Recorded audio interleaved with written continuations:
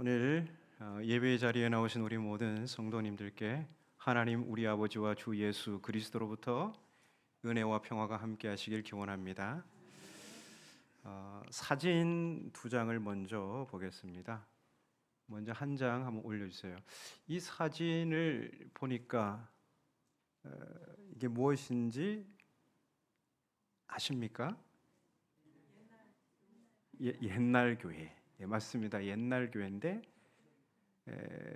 전북 김제 금산에 있는 금산교회, 기역자교회라고 하죠. 저기 보면 가운데 강대상이 있는데 강대상을 기준으로 이쪽에 회중석이 있고 이쪽에 회중석이 있어요.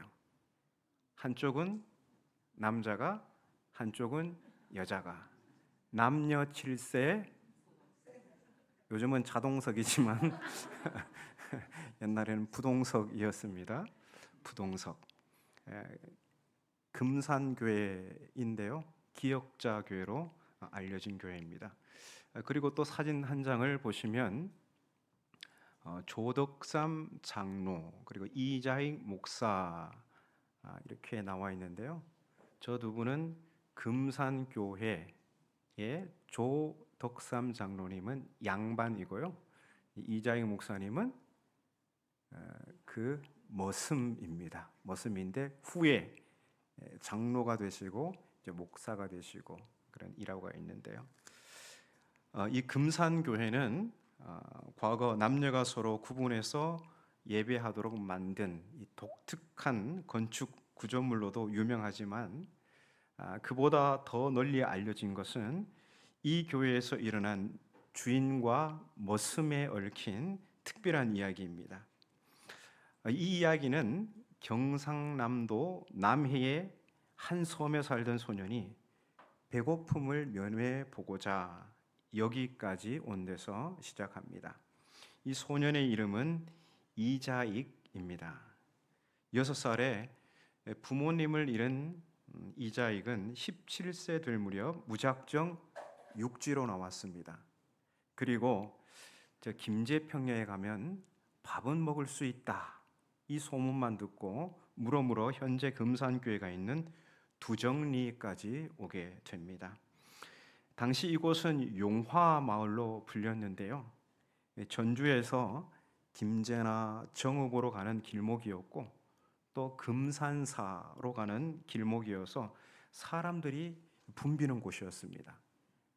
이자익은 이 지역 지주인 조덕삼 씨의 대문을 두드리게 된 것이 인연이 되어서 그 집에서 마부로 일하게 됩니다. 당시 이곳에 서양 사람이 지나다녔고 또 마방에 들러서 사람들에게 말을 걸기도 하였습니다. 이 마방 주인 조덕삼은 사람들에게 무언가를 설명하는 이 서양 사람에게 관심을 가지게 되었습니다. 이 서양 사람이 바로 호남 지역 최초의 선교사인 테이트였습니다. 이 테이트 선교사는 말을 타고 전주 선교부에서 출발하여 김제와 정읍으로 복음 전파를 위해 가는 길에 이곳 두정리를 지나 다니게 되었고 전도하려고 마방에 들리곤 했던 것입니다.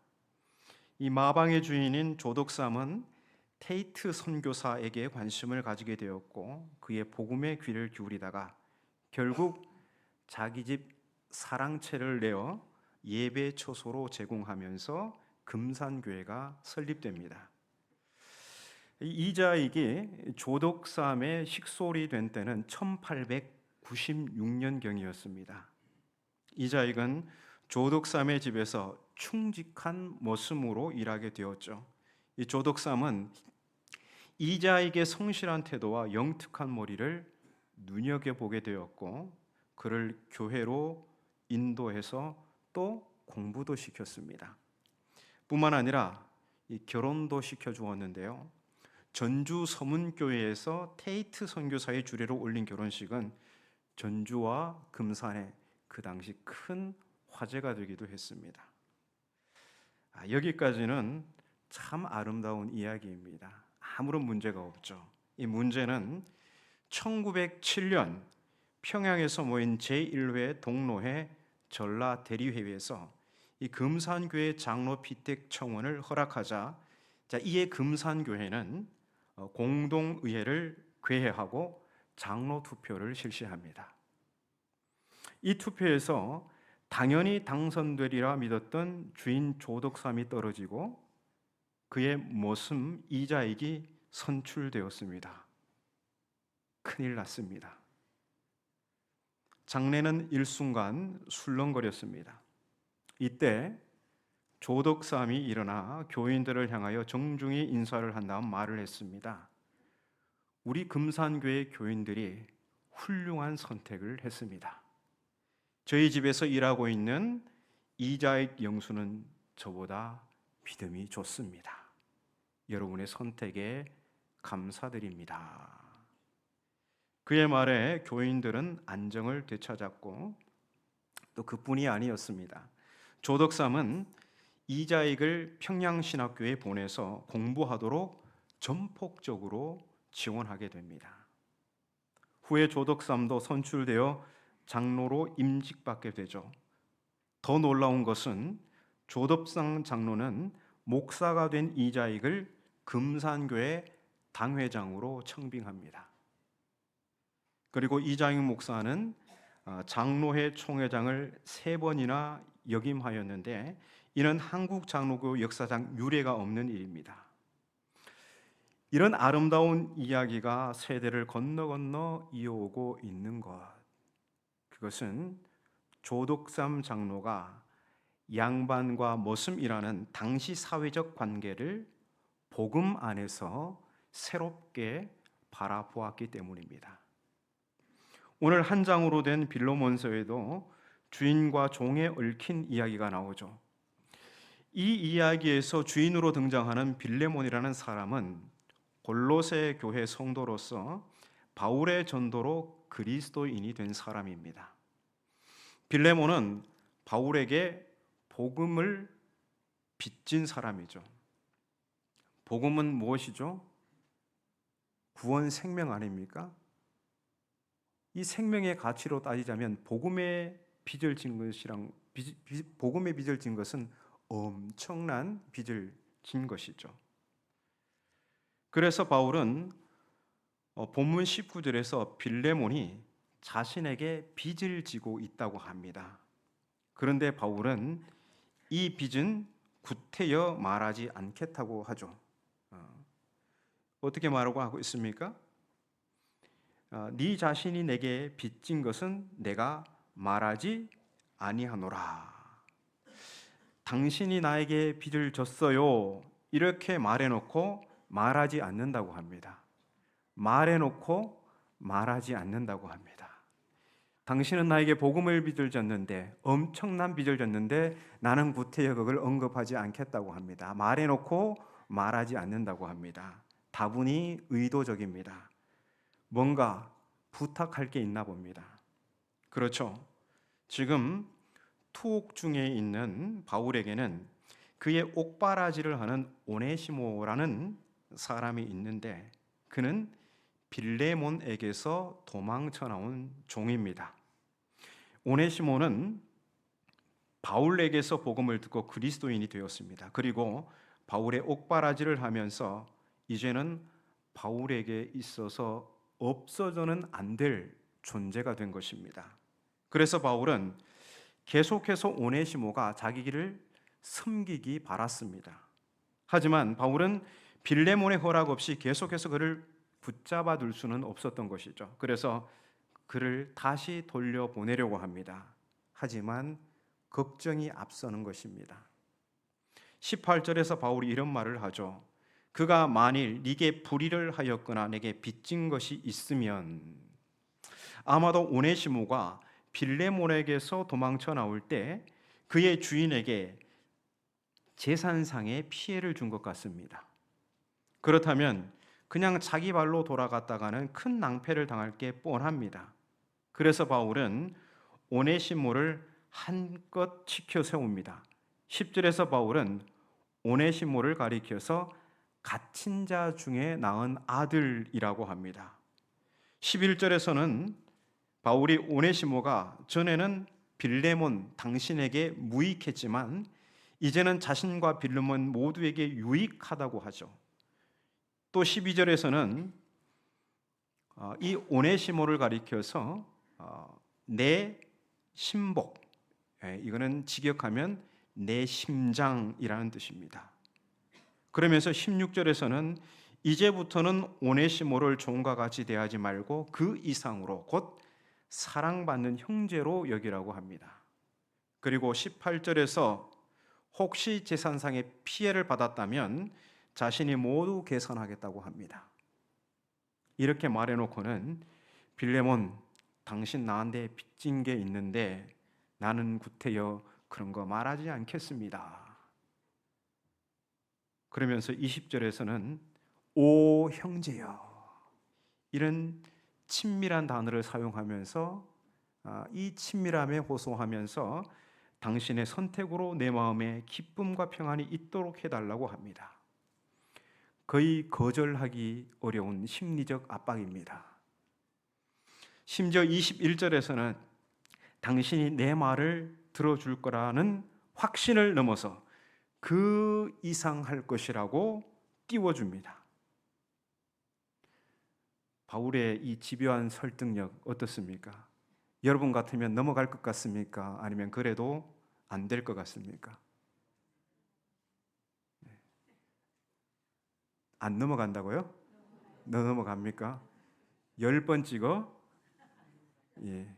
남자들은 주로 여성을 미혹할 때 10번 찍어 안 넘어가는 나무가 없다, 이런 말을 사용하곤 하는데요. 자, 그런데 우리는 이 바울의 모습에서 그의 두 가지 신중한 태도를 볼 수 있습니다. 먼저 바울은 복음의 진리 안에서 현 상황을 바라봅니다. 복음의 진리는 그리스도 안에서는 유대인과 이방인, 남자와 여자, 그리고 주인과 종은 모두 동등한 하나님의 자녀입니다. 당시 사회적 맥락에서는 당연히 차별을 두는 이러한 관계들이 그리스도 곧 복음 안에서는 그 경계가 허물어집니다. 바울은 이러한 복음의 진리를 분명히 알고 있었기에 예수님을 영접한 오네시모를 같은 자 중에 낳은 아들, 그리고 나의 심장, 이렇게 표현한 것입니다. 정말 노예를 내 아들로, 나의 심장으로, 나의 하나로 여긴다는 것, 이건 복음의 시선이 있지 않으면 도무지 표현할 수 없는 용어이죠. 그런데 여기서 바울의 또 다른 신중한 태도를 엿볼 수 있습니다. 바울은 복음의 진리를 내세우면서 사회적 맥락을 완전히 무시하지는 않습니다. 어쨌든 교회 아니든 밖이든 당대는 주인과 종이 버젓이 존재했습니다. 그래서 빌레몬과 오네시모의 사회적 관계, 곧 주인과 종의 관계를 무시하지 않으면서 복음 안에서 그 관계를 새롭게 바라보도록 권면하고 있습니다. 그러니까 빌레몬이 복음 안에서 오네시모를 용납하고 그를 사랑하는 형제로 받아주도록 유도하고 있습니다. 빌레몬에게 자발적 선택을 하도록 한 것이죠. 그렇습니다. 복음은 강제하지 않습니다. 복음은 우리에게 새로운 안목을 주어 피차 유익을 얻는 선택을 자발적으로 하도록 합니다. 따라서 복음의 사람은 사회적 관계를 복음의 시선으로 보고 그 사회적 관계 안에서 일어나는 일들을 피차간의 유익을 얻는 쪽으로 유도합니다. 조덕삼과 이자익이라는 양반과 머슴 관계에서 일어난 일이 당시 사회적 맥락에서는 세상이 발칵 뒤집어질 일이겠지만 조병삼은 복음의 안목으로 피차간의 유익을 얻는 쪽, 교회 공동체의 유익을 얻는 쪽을 선택한 것처럼 말입니다. 이것은 빌레몬과 오네시모의 관계에서도 마찬가지인 것입니다. 우리는 이제 함양이라는 곳에서 살아갑니다. 이웃 사촌이죠. 그리스도의 몸이라는 교회 공동체의 지체가 되기 전 우리는 함양에서 누구의 아버지와 어머니, 누구의 형님과 동생, 이런저런 사회적 관계에 얽혀 있고 또 이 지역의 독특한 정서 안에서 살아갑니다. 그리고 교회 공동체 안에서는 다양한 직분과 직책을 맡아 관계를 맺고 살아갑니다. 그렇다면 우리는 교회 공동체 안에서 서로를 어떻게 대해야 할까요? 사회적 관계를 무시할 수 없지만 복음의 안목으로 서로를 새롭게 바라봐야 합니다. 복음의 가르침을 따라 상호 존중하고 복음의 질서를 따라 서로를 대해야 합니다. 그래야 공동체의 유익이 되죠. 조덕삼이 이자익을 자신의 모습이라고 깔아뭉갰다면 이 투표는 무효입니다. 도저히 수용할 수 없습니다 했다면 어떤 일이 벌어졌을까요? 그 성도들의 권리를 무시하는 게 되고 교회가 혼란스러워지고 이자익을 훌륭한 목사로 세우는 그런 유익을 얻지 못했을 것입니다. 동네 후배라 하여 친구 아들과 딸이라 하여 교회 안에서 함부로 호명하고 대한다면 교회의 질서는 허물어지고 그로 인해 유익을 얻지 못할 것입니다. 함양이라는 동네에서 오랜 기간 서로 얽히고 설킨 관계가 있습니다. 복음은 그러한 사회적 관계를 무시하지 않습니다. 그러면서도 복음은 공동체 안에서 그러한 관계를 새롭게 바라보며 서로 존중하며 공동체의 유익을 얻도록 촉구하죠.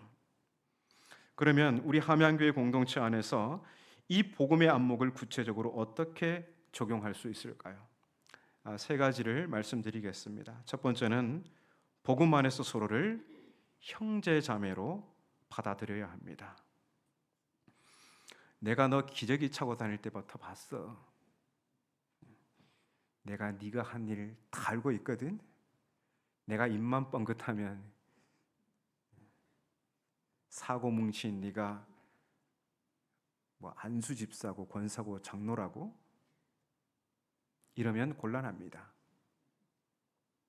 우리는 예수 그리스도 안에서 한 하나님을 아버지로 모시는 형제와 자매들이죠. 과거 우리의 삶이 어떠했는지는 중요하지 않습니다. 과거의 기억으로 현재를 인정하지 않는 것은 사실 따지고 보면 복음을 부정하는 겁니다. 하나님은 예수 그리스도의 피로 죄의 노예로 살던 우리의 과거를 그냥 눈 감아 주셨습니다. 모른 척 해주셨습니다. 마태복음 18장 21절 이하에 나오는 용서할 줄 모르는 종 비유로 치자면 우리는 1만 달란트라는 엄청난 죄와 허물을 탕감받은 사람들입니다.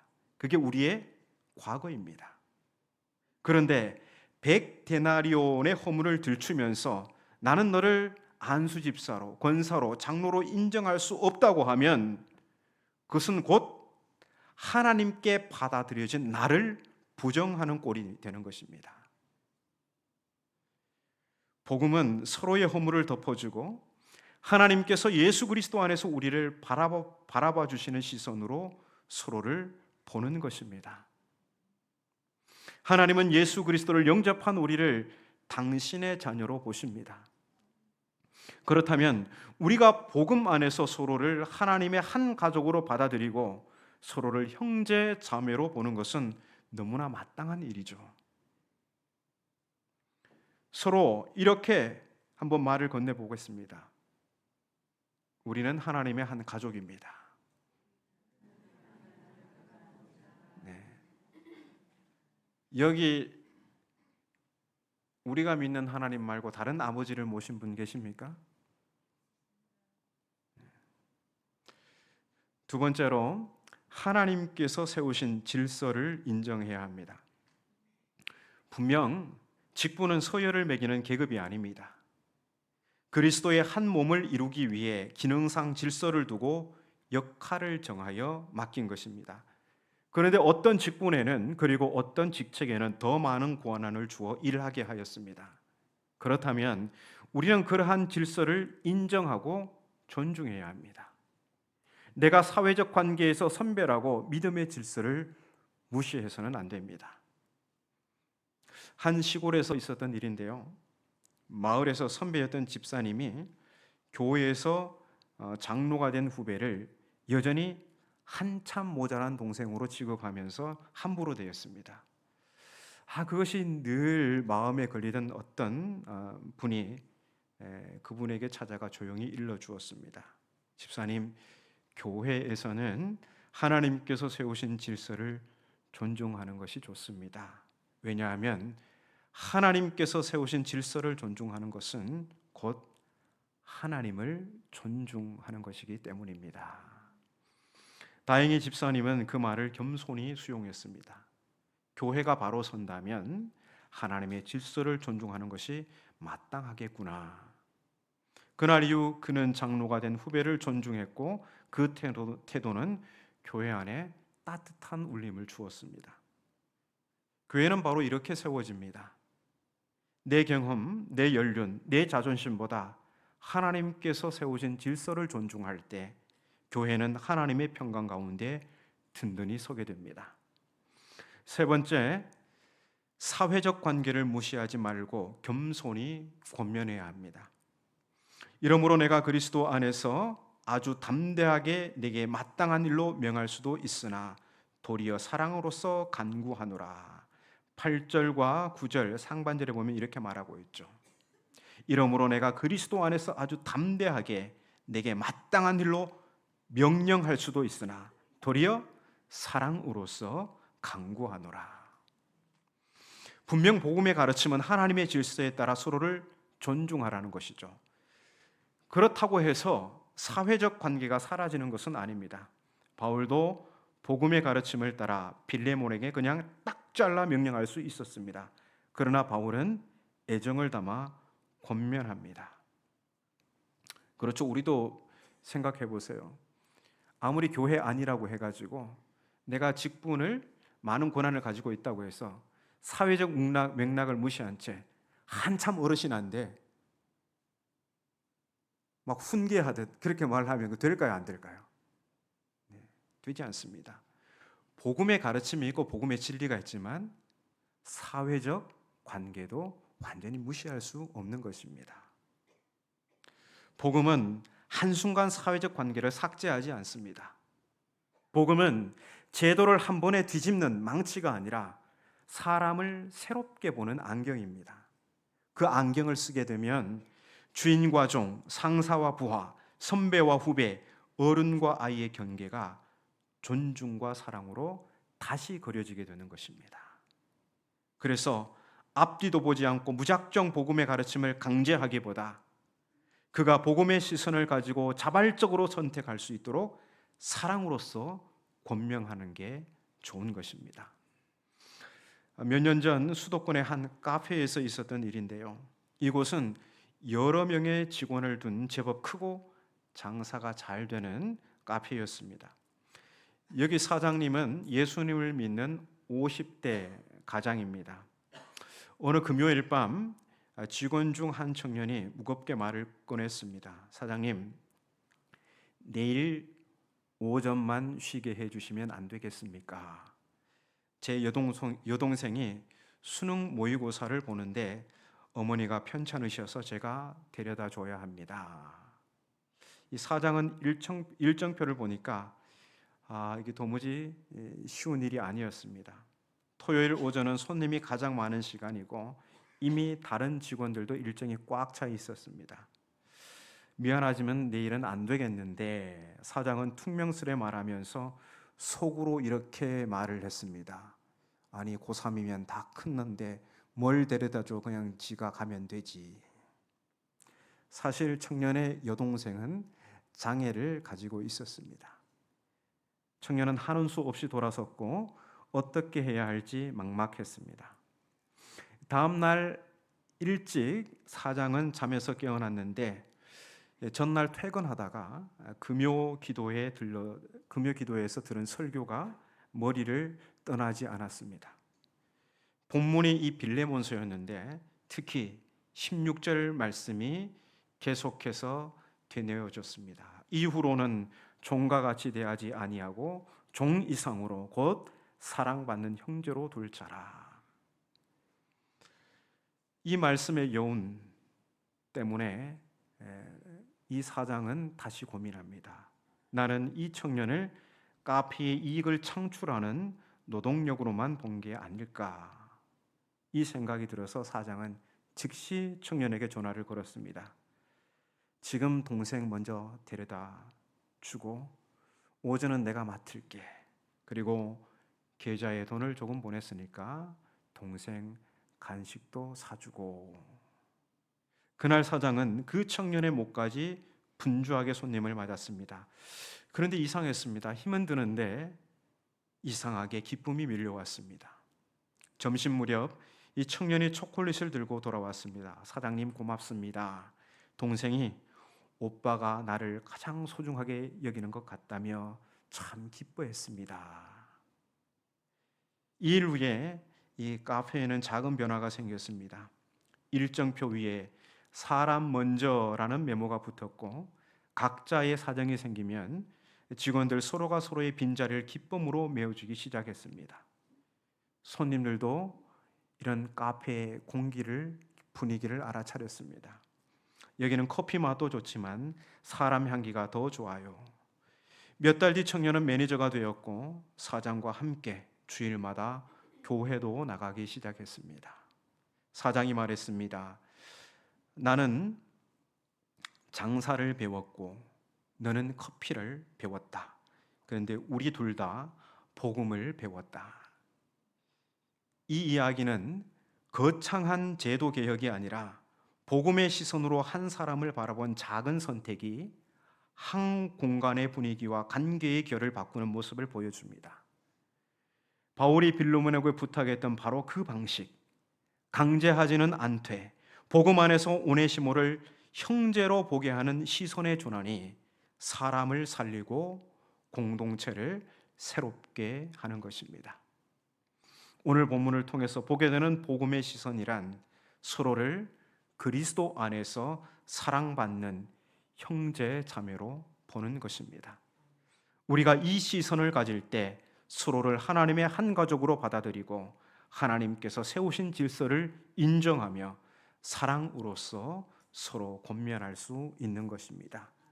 우리 함양교회 공동체에서 이루어지는 성도의 관계가 바로 복음의 안목 안에서 아름다운 모습으로 나타나기를 주님의 이름으로 축복합니다.